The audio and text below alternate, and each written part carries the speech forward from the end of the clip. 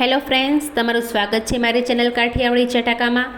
જ્યારે આપણે બહાર જઈને આવ્યા હોઈએ અથવા તો થાકેલા હોઈએ, કંઈ જ પણ જમવાનું બનાવવાનું મન ન થતું હોય, બહારથી પણ કંઈ જમવું ન હોય, ત્યારે ઝટપટ બની જતી આ રજવાડી ખીચડી જરૂરથી ટ્રાય કરવા જેવી છે।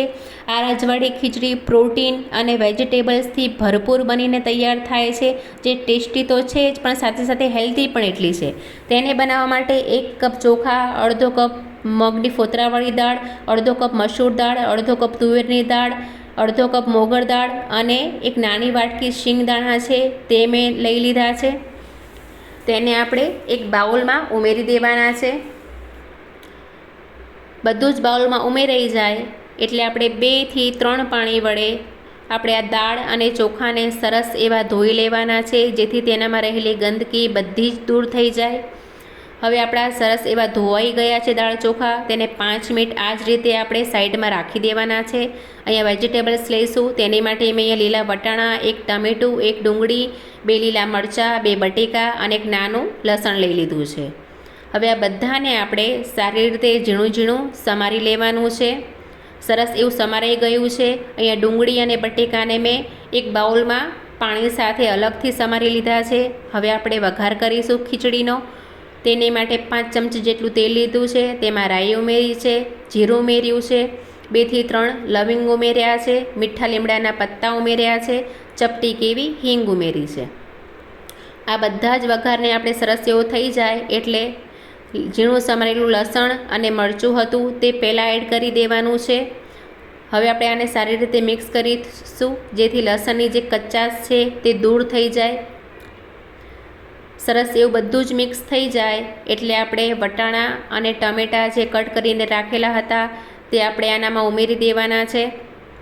ઉમેરાઈ ગયા બાદ આપણે આને પણ સરસ એવું મિક્સ કરી લેવાનું છે, જેથી ટામેટાં આપણા સેજ સોફ્ટ થઈ જાય। હવે આપણે ડુંગળી અને બટેકા હતા તે પણ આમાં એડ કરી દેવાના છે। બધું જ એડ થઈ જાય એટલે સરસ એવું ફરીથી આપણે તેને મિક્સ કરી લેવાનું છે। સરસ એવું બધું મિક્સ થઈ ગયું છે। હવે આપણે તેનામાં મસાલા કરી લઈશું। તેની માટે મેં સ્વાદ અનુસાર મીઠું ઉમેર્યું છે, 1 ચમચી હળદર પાવડર ઉમેર્યો છે, 1 ચમચી અહીંયા ધાણા જીરું પાવડર ઉમેર્યો છે, 1 ચમચી અહીંયા મેં લાલ મરચું પાવડર ઉમેર્યો છે। હવે આ બધા જ મસાલા થઈ ગયા છે, તેને આપણે સરસ રીતે આ જ રીતે મિક્સ કરી લેવાના છે। સરસ એવું બધું મિક્સ થઈ જાય એટલે આપણે જે દાળ અને ચોખા ધોઈને રાખેલા હતા તે આપણે આનામાં ઉમેરી દેવાના છે। સરસ એવું બધું જ ઉમેરાઈ જાય એટલે તેને સરસ એવું મિક્સ કરી લઈશું એકવાર। સારી રીતે બધું મિક્સ થઈ જાય એટલે ફ્રેશ લીલી કોથમીર છે તે આનામાં એડ કરીશું આપણે। હવે સરસ એવું મિક્સ થઈ ગયું છે બધું। આપણે તેનામાં 2 ગ્લાસ જેટલું અહીંયા મેં પાણી લીધું છે તે એડ કરવાનું છે। 2 ગ્લાસ પાણીમાં આપણી પરફેક્ટ એવી ખીચડી બનીને તૈયાર થઈ જશે। હવે આ ખીચડીને આપણે ઢાંકણ ઢાંકી 2 થી 3 વિસલ આવે ત્યાં સુધી મીડિયમ ફ્લેમ ઉપર જ આને આપણે થવા દેવાની છે। આપણી ખીચડી છે તેને મેં દેશી ઘી અને લીલા ફ્રેશ કોથમીરથી સર્વ કરી છે।